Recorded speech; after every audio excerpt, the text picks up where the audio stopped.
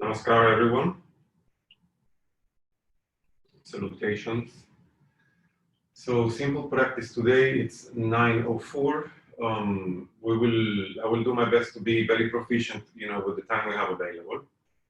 I wanted to share a quick story with you as part of our practice. Like last night, we decided to hook up the phone on the TV and just watch a movie on Amazon Prime, and of course we leaned back on the sofa. I fell asleep. Then at like close to it was like probably 2:45 a.m. in the morning. I just wake up like, oh my God, I fell asleep in the sofa, which of course gets me to the shower and then into bed with my essential oils just to like bring me into a sweet state, because the fact that I got up and the lights were on and I went into the bathroom, showered, it just changed, physiologically speaking, it changes everything, right, in my body. So it interrupts the natural cycles of sleep and rest. So while being in bed, I'm a very sensitive person with my senses in a way. So my smell and my auditive faculty is like really sharp, super sharp. So I was even hearing the electrical appliances in the house, like literally everything. I got to a point where I started getting anxious. I'm like, oh my God, I have to be up at like 7:30 a.m. in the morning. The class at 9 a.m. I mean, I just went into like a spin of obsession and anxiety inside of me, because I'm like, I won't be able to fall asleep immediately. And when I sent that instruction mentally, I won't be able to fall asleep immediately. I did command that to happen, basically. So by the time I realized, like, Ash, you're a yogi, Ash. Why don't you use your yogic practices to induce yourself into sleep? And I started doing so, right? Through like conscious breath and trying to go into relaxation. But still on the background, right? My mind was insisting, hey, I'm here, I'm here, I'm here. And loads of propensities, mentally and emotionally, started getting triggered and coming to the forefront until I could no longer hold myself together. And I'm like, oh my God, I think I'm gonna get off bed and hide myself again on the sofa and just, fall asleep right there.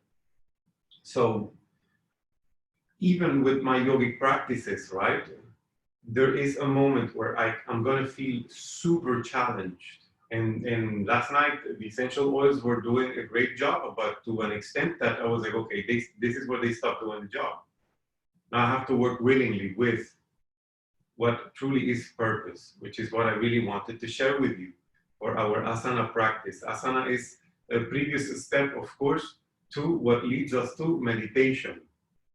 But when we're practicing asana, we also want to create a state of presence and ideation that allows us, and I'm going to connect it with this essence of the yogic practices, right? When we speak about devotion, there is this aspect of sweet surrender.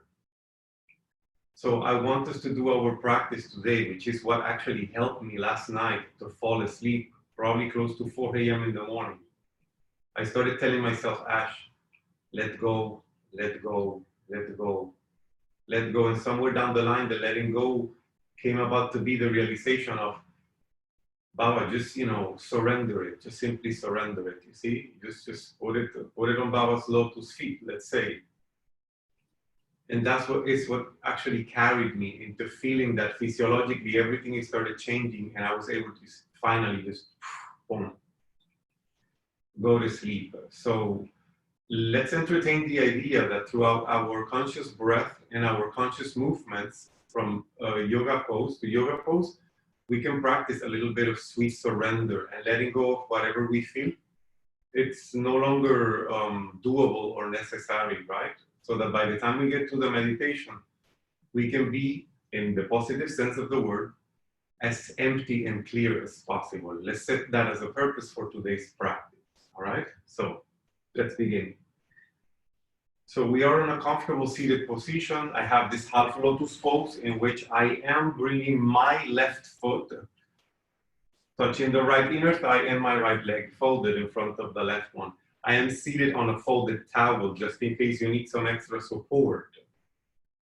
You can fold a towel or a blanket evenly underneath your base so that you can feel well seated. The pelvis is slightly forwardly projected, the spine upwardly projected as well, the shin slightly towards the chest, and we place our hands facing up on top of our knees. Let's begin with taking care of the upper body, spine, and then the lower back. Tip of the nose begins creating a circular motion. And while we generate the circular motion, let's not forget that our breath is of utmost importance. We breathe in through the nostrils, we breathe out through the nostrils. The quality of the breath is so important. Now, circular motion with the chin, meaning that the chin points towards the shoulder, side, up, opposite shoulder, and chest, and we continue. We go back to the awareness of the breath. Long inhales through the nostrils, maybe holding the breath just a tiny little pinch. And then long exhales also through the nostrils. And at the end of the exhale, we can also hold the breath for a few seconds. Opposite direction, same circular motion. I've shared in previous sessions we've had together that there isn't a specific type of breath that, not really that Baba made a remark on it, right? But usually it works for me is what we call the Ujjayi breath, the Ujjayi pranayama, which is just a simple extra regulation on the breathing process, which I am just kindly sharing with you. Let's stop the circular motion. And if this breath works for you, is basically going or becoming aware of the area of the throat, the glottis, epiglottis area, and creating a gentle engagement in there.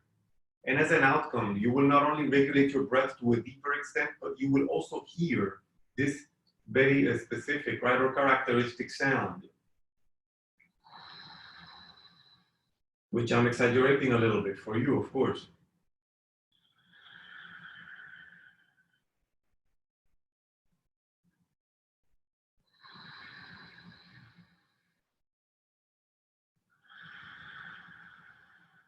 If that works for some of us, because we feel that we might find ourselves in an extra extent of stress, and we need to regulate through the breathing process our bodies much more, please practice that type of breath, right? So, hands facing down on the knees, a little bit of circular motion. If you see, I try to keep my spine lengthy. Opposite direction, which also invites my movement to come from the hip crease, hip flexor area, so that it initiates on the pelvic hub rather than just, the spine like this, right? So I'm creating more of a pelvic oriented type of motion, opposite direction. And you see my shoulders relaxed away from the neck. I am bending my elbows, right, so that I can play with my circular motions. And now from side to side, from side to side. When I do this side to side in Thai massage, we call it bamboo rock, right? This is just warm up for me before I work on my clients. When I do this, I feel this portion of my hip, tailbone and glutes, right? Stretching. So what I want us to do is to slow down the motion, and let's say that I'm going to mirror you on this. Hopefully my mirroring, it makes sense to you. I'm going to rest my left arm on its knee, and I'm going to press my right hand against the thigh. You see, I create a bit of a side bend. It's not really much of a bend on the spine, but inclination to the left side, while my right hand is slightly pressing against the thigh or the knee. I have a very long arm, right? So take a deep, long inhale, come to center, and now your right forearm rests over its knee, while the left hand presses somewhat on the left thigh or knee. And look at my gesture with my body. You see how my head is leaning forward towards my chest? I call that collapsing in or caving into my chest. I'm hunching my spine. Therefore, I'm going to lift my chin a little bit and lean my head a little bit back. Do you see the difference now? How the spine is much more lengthy, and I'm not diminishing the capacity of my heart or my lungs, right? So I am leaning back somewhat so that my head and my spine are lengthy with each other while I press my left hand against my knee, and I slowly offer my waistline hip area, right? Even like hip flexors will feel that stretch. I was carrying supermarket shopping bags yesterday, right? So it was a torture. They were so heavy. My wife kept buying all kinds of groceries. So my waistline is a little bit resentful. Come back to center. Now, an extended yoga mudra, fingertips on the mat, right? My image on your computer may cut off a little bit because of my setup, but you get the idea. If I walk my hands forward like this, you see that my legs are still in half lotus pose. My arms are walking forward, my hands are walking forward. I am keeping my tailbone relatively close, meaning the base of my body relatively close to the ground. And of course, I may ground my elbows on the mat and just rest here, maybe relax my hand.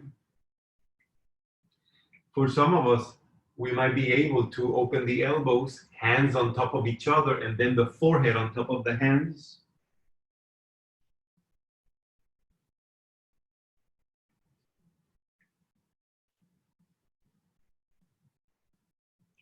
Then we look forward, right? We're just gonna hold that pose for a few breaths, and then we just look forward and walk our hands back, right? We're just simply doing a brief warm up. Now we extend the left leg forward.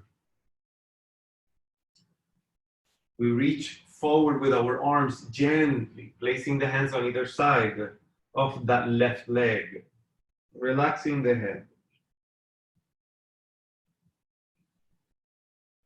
Januchirasana, right? But again, like a warm-up version of the pose. I'm not even forcing this. I'm not even trying hard. I'm just placing my hands on either side of my left leg, and I relax my head down with no efforts whatsoever, just relaxing.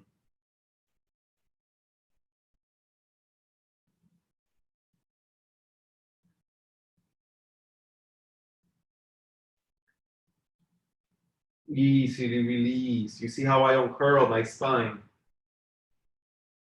And then I switch my legs position. So my right leg is extended. I'm gonna move back a little bit so that you can see a little something in terms of alignment. I'm seated right now, but if I was standing, you see the way I inwardly orient my leg and I realign my foot, meaning that I kind of do this, I pull my hamstrings out and I inwardly rotate the thigh, or I should say, the femoral bone. And then I extend my leg, because that gives me some level of alignment. You see my pelvis and my chest facing towards the same forward direction as my right leg. I hinge at the level of the hip crease. Just maybe 2 breaths, 3 breaths on this Januchirasana, that one-legged seated forward fold, or forehead to knee pose.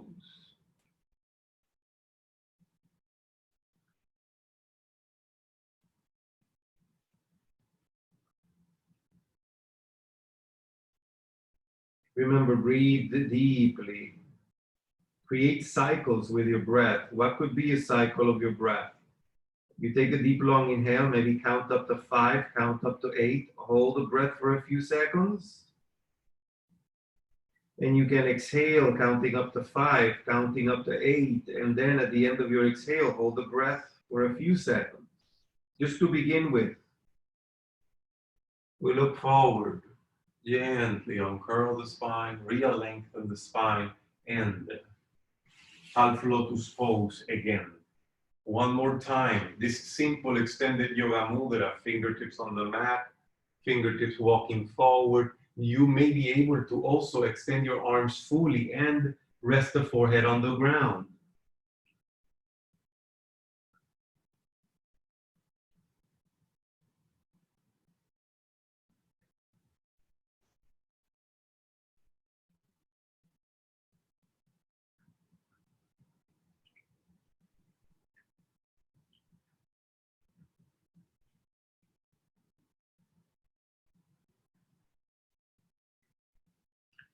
I look forward, gently walk my hands back. For me, seated forward folds are the poses that actually allow me to embody to an extent, like Paschimottanasana, right?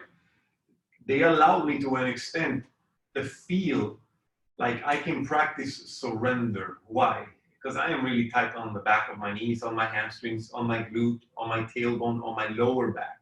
So for me to do this pose, which I'm going to show you so that you can understand what I mean, right? So when I do this pose, Dandasana, seated staff pose, I actually observe my alignment. From this pose, which I can do this way as well, right? For some of us, you just have to make sure that you do not hyperextend on your elbow. So create a bit of engagement here, and that will take care of your elbows, possible hyperextension. You can do it this way or recommend it this way, even with the elbows bent, right? Your shoulders roll back, and you see, naturally, I tend to slouch back on the lower back because I have a lot of tension there all the time. But if I roll my shoulders back and I uplift my chest, then I have this seated staff pose closer to what we really want to see in our bodies. But this precedes the seated forward fold, which I was mentioning. It allows me to experience that next level of physical surrender because of how tight I am, even on this pose right now where you see me, which looks beautiful right now. I am receiving a supermassive stretch just doing this.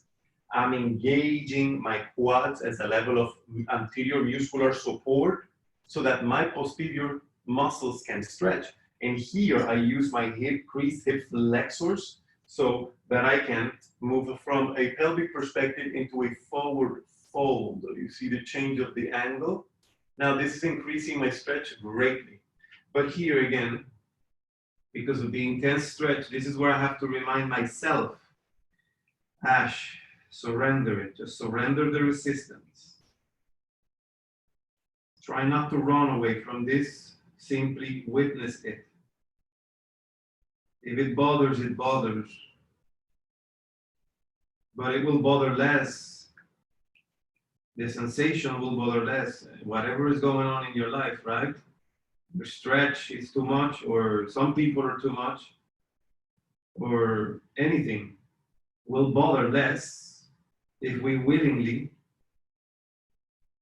witness what's going on with the least identification possible to what it's bothering us, to what it's creating excessive levels of challenge. And when I practice the seated forward folds, I have the opportunity to see this aspect in my life.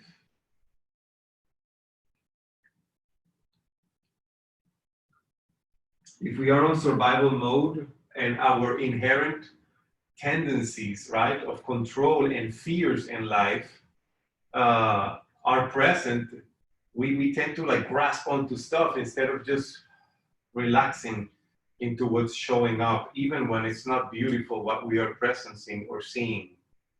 Now, take a deep, long breath. Let's actually go into child's pose. Child's pose can begin on a tabletop pose where I have shoulder width on my upper body and hip width on my lower body, guiding my knees and guiding my arms. Then I touch my big toes. I touch my knees. I lean back.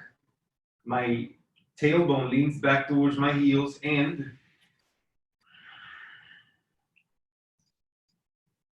I relax my head, relax my arms.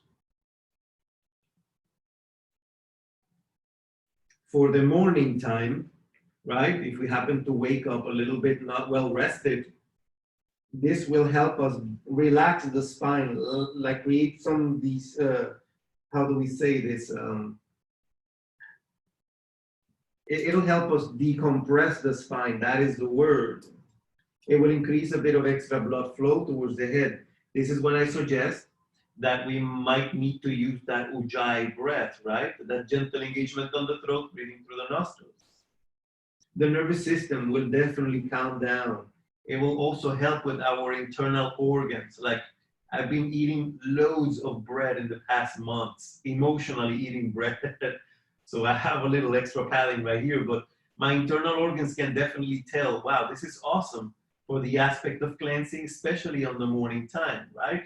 Helping somehow elimination.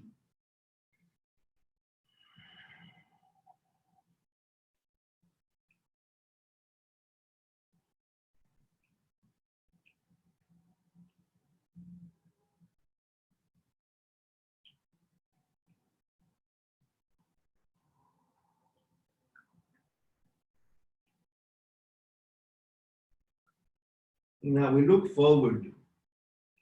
We sit back on diamond pose. We're sitting on our heels, right? We place our hands on our thighs. We're going to take just 3 breaths.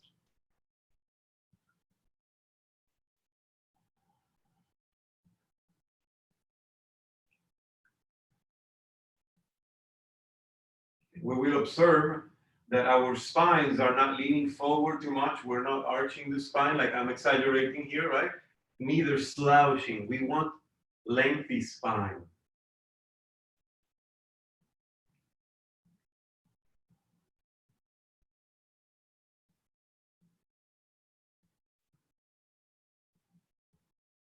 Take a deep, long breath, tabletop pose. Cow, inhale. Cat, exhale. Cow, inhale. Cat, exhale. Cow, inhale. Cat, exhale.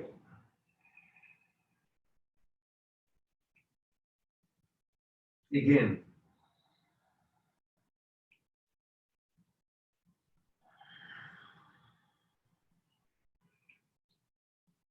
Inhale into cow pose.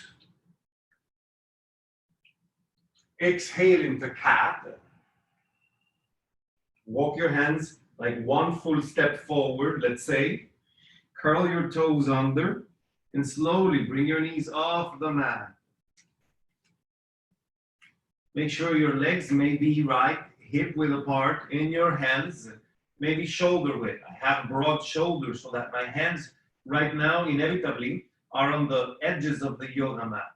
Observe and honor the dimensions of your body so that the dimensions of your body can realistically guide you into your own proper alignment. Again, for the upper body shoulder width, for your lower body hip width. My knees are still bent, so I will again practice that sweet surrender. And I will bring my tailbone up, engage my thighs, and then easily release my heels closer to the ground, surrendering the resistance, right? On the back muscles of the legs, etc.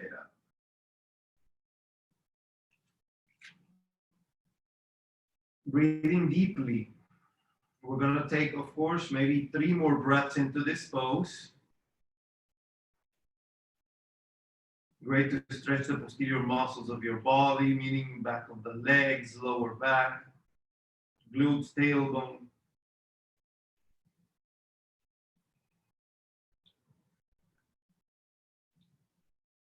And we will pedal the heels, one heel up, one heel down, one heel up, one heel down, as we gently start walking the feet forward, pedaling the heels with the bend of the knees. If you can keep your hands down on the mat, great. Like me, I can't. So my fingertips on the ground are just fabulous. And my feet just walk forward into mountain pose arrangement. Big toes leveled with each other, feet parallel to each other. Big toes touch, but the heels separate somewhat. I relax my head, saying yes. I relax my head, saying no. My hands on my elbows, a little bit of swaying motion because it helps. Posterior chains of muscles also to stretch. It's nice to keep the spine, this gentle inversion. It helps it decompress and relax. Remember, when we go to meditation, we want our spine easy. We don't want it glued. We want it cohesive, strong, but not glued and limiting the branching of the nervous system throughout it, right? And throughout the extremities, internal organs. We relax the arms. Uncurl the spine one vertebra at a time.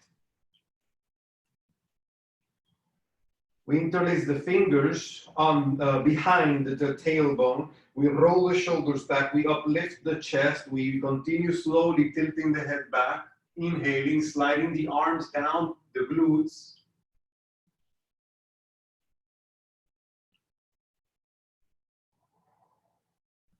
And easily, we release. We re-lengthen the spine. I think this sequence, if I am not wrong, is called Karmasana. So we're going to practice a little bit of Karmasana to work, of course, with the kidneys, adrenal glands, etc. Right? And of course, to offer the spine a little bit of side bend. So actually, I'm going to probably, yes, this is fine, front view of it. So we begin by inhaling. We exhale towards the right side.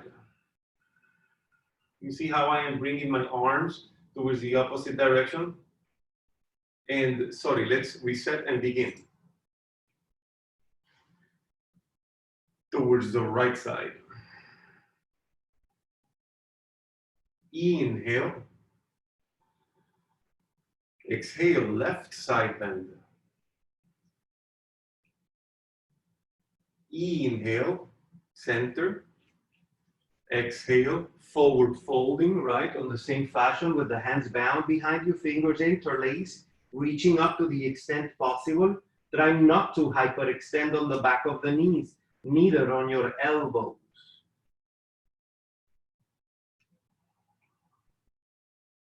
Inhale, let your head rise. Continue to your back bend.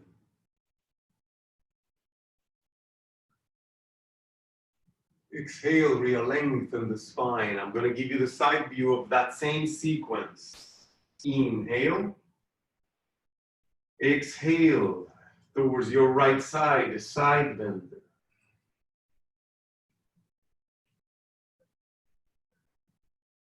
Inhale. Center. Exhale. Side bend, opposite side.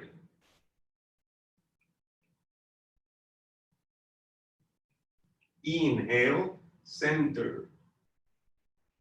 Exhale, forward fold. Remember, you hinge at the level of the hip crease so that your pelvis initiates the forward folding motion. Your arms can be at this angle, they can be at this angle, they can also be at this angle. That will increase the challenge in the stretch, the opening of the arms, deltoids, collarbones, pecs, etc. Don't forget, if you need to apply a little bit of that Ujjayi breath to regulate your circulation even more, do so.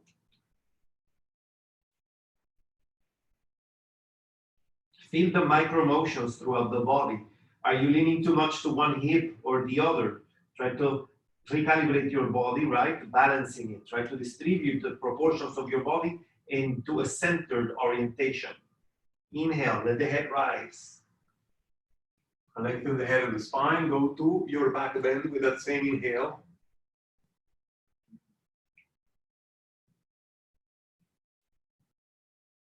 One more breath on this back bend. And then we release. Roll your shoulders back. Ideally, we would do a breath per motion, right? We're going to do one more repetition. Interlace your fingers again behind your tailbone. Roll the shoulders back. Your arms downwardly oriented. So we inhale. Exhale, left side bend. Arms orient themselves towards the opposite direction. Inhale, center. Exhale, opposite side bend, right? Inhale, center. Exhale, forward fold. Hinge at the level of the hip crease. Inhale, let the head rise. Flat back, and then lengthen the spine, continue to your back bend.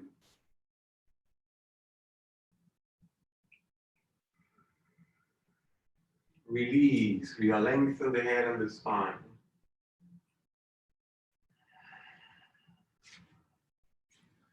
Let's actually go to the floor, come to seated position, and then we're going to go back to the seated forward folds, all right? So we can actually do this, why not? Just for the sake of, for the fun of. Let's go into a chair pose. And slowly lower and lower and lower until you can cocoon yourself and hug your knees to the chest. Then, whoop. I just bang my head with my equipment back here. So just roll back and forward.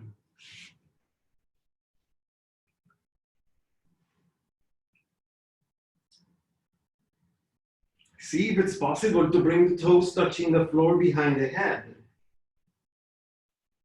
Just for a few breaths before we go to seated forward fold.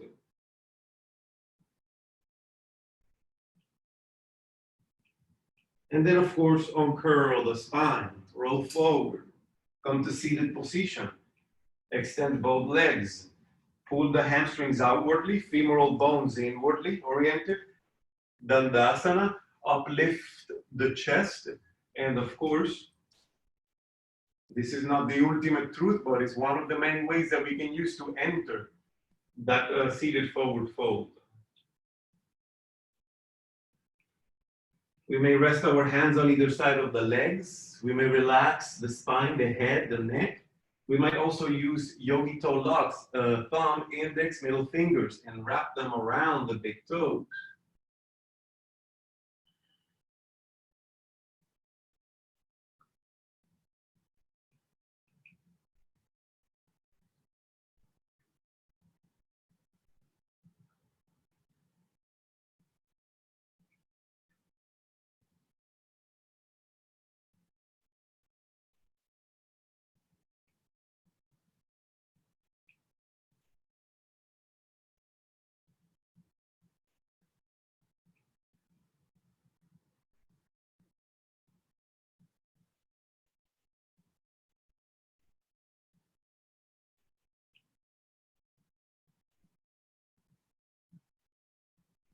Continue breathing deeply.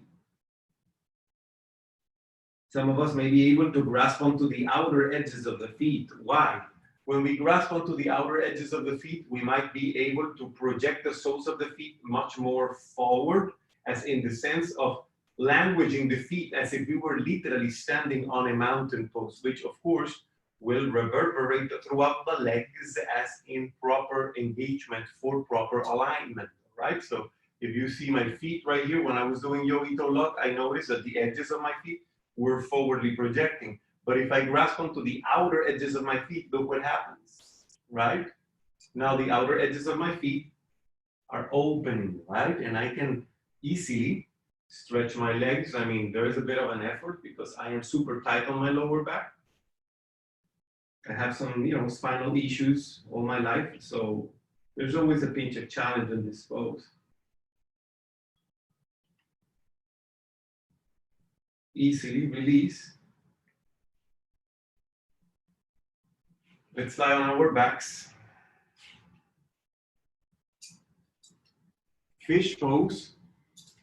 If you wish to apply fish pose with the full lotus pose, you may bring your own right foot on the left thigh, and your left foot over the right leg, right? And what happens here is that I take yogi toe locks on the big toes, and I easily project my knees down, elbows pressed, I arch my spine, and I connect the crown of the head on the mat. If I wish to press my thumbs on the top of my big toes, I can, reflexology-wise, to stimulate, right, the area of the head, brain glands.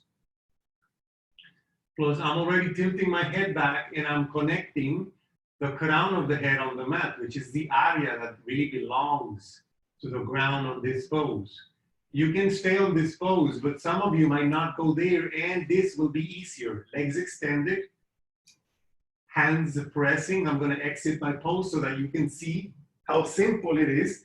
Hands facing in, elbows pressing down, and shoulders rolling back, crown of the head connecting. Just a few more breaths.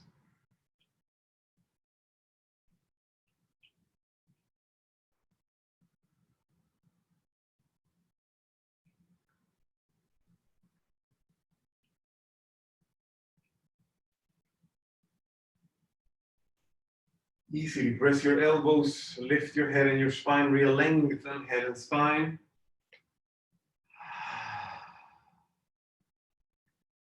I am going to skip the self-massage today, okay?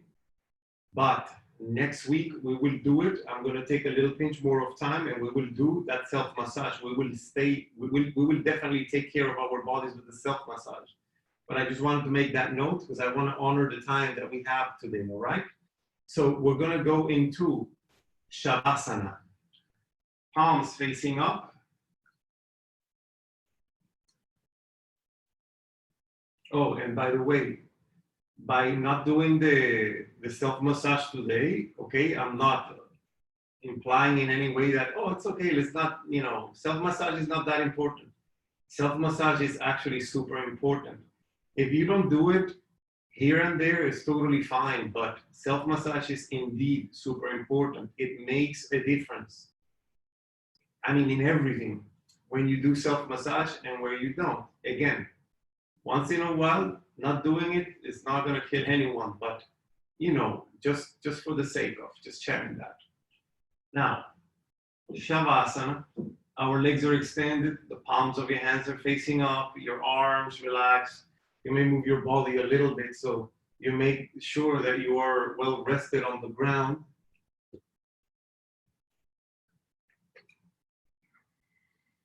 Breathe naturally.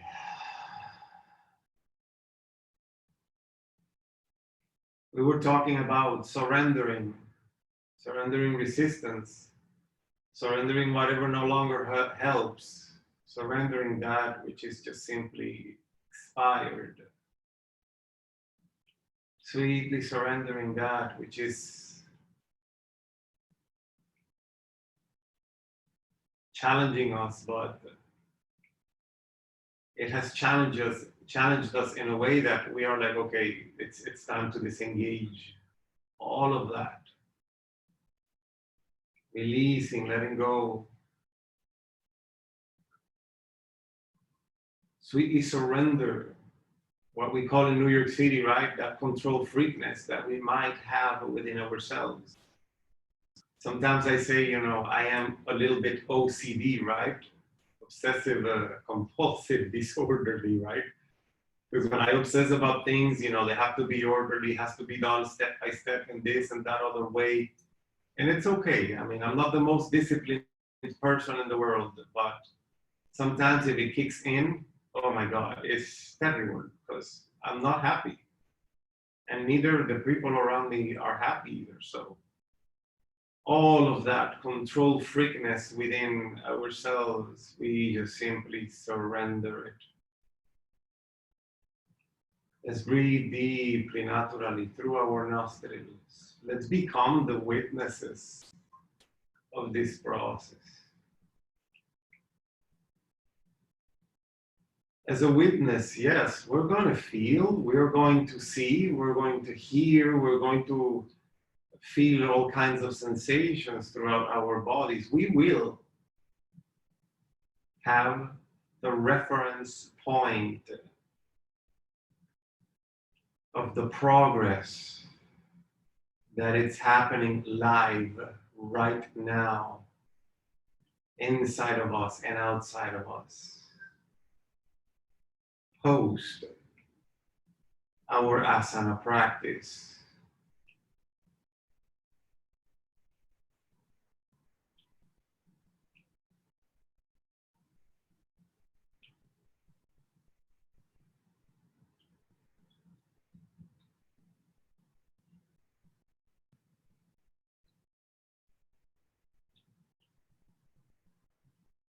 And once we have all of these reference points that we acquire, again, being a total witness of this process of relaxation, being a total witness to all the reference points that our bodies are giving us, because that's all we're doing, witnessing. We're not running after anything. We're not engrossing ourselves in any deep sense of identification. Again, we're just simply feeling, but at the same time being a witness of what we're feeling, not getting bothered or irritated by the feeling or by the seeing this and that, or by what arises to the surface, mentally, emotionally, even physically. We are just simply witnessing all of this,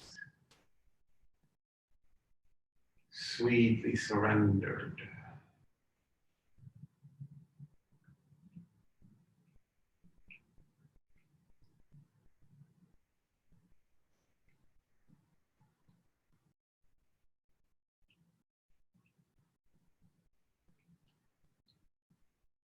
If we would surrender ourselves to the sweetness of love, right? I'm talking about devotion.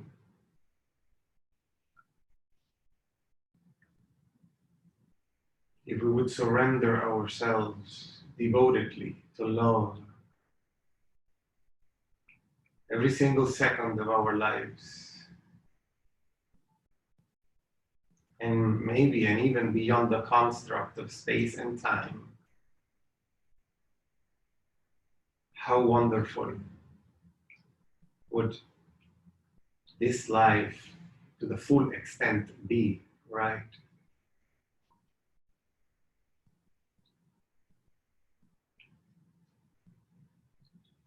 And I'm not just talking about a physical life. Go beyond this physical life.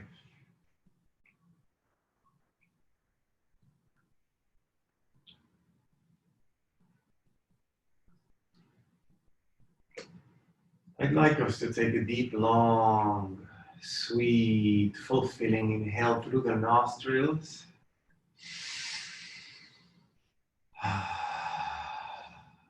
Exhaling through your mouth, again and again.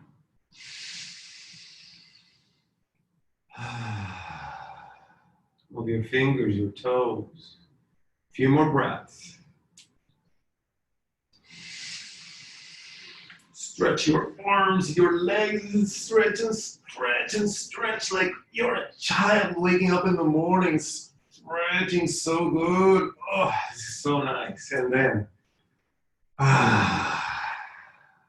playfully, hug your knees to the chest and rock your body side to side.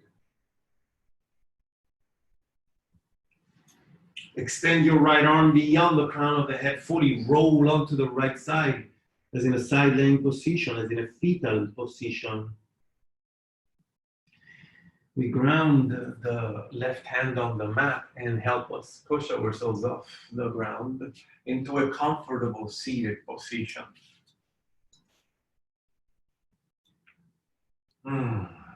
Once we are on this comfortable seated position, we close our eyes and we place our hands literally touching our hearts, right?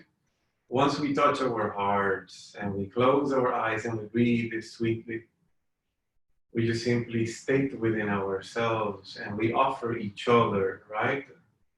A lovely thank you, thank you, thank you. I am in deep gratitude because we are here together.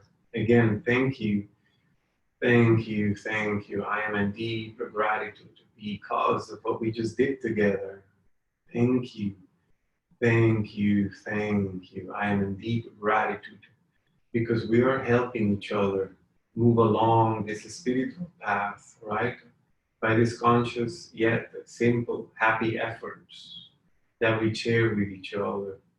And for this deep sense of gratitude and all these things that we're celebrating with gratitude, we place our hands together, and as always, we offer each other acknowledgement, salutations, and a lovely, very powerful namaskar.